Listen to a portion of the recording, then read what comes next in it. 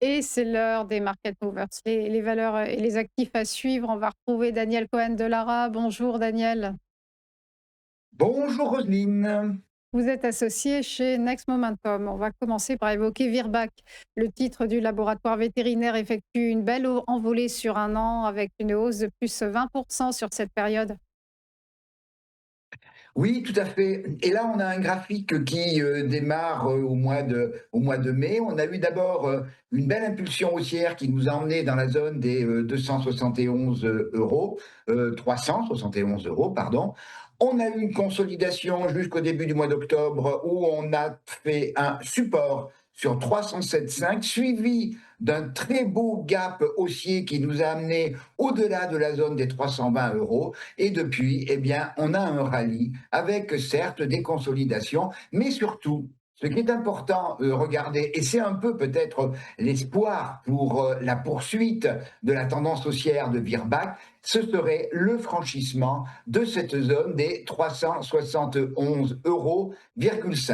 Résistance qui date du mois de juillet, comme on l'a vu tout à l'heure, résistance également au mois de novembre de l'année dernière, au mois de décembre, et on est actuellement sur cette zone de 371,5.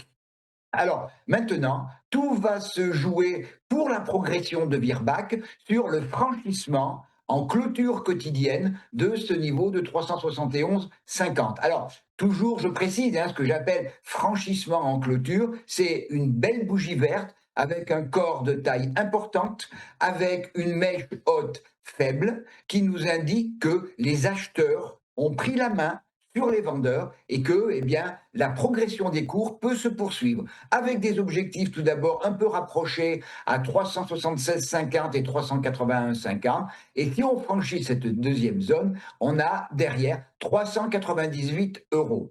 A contrario, si on cassait en clôture quotidienne 345,50 euros, eh bien, ce mouvement haussier serait invalidé. On note également la présence, vous savez que j'aime beaucoup, cette moyenne mobile exponentielle 13 qui est support depuis quasiment 2 semaines des cours. Et quand la moyenne mobile exponentielle 13 est support, cela veut dire que le mouvement bénéficie d'une véritable dynamique. Alors maintenant, eh bien, place au franchissement de 371,50 en clôture quotidienne.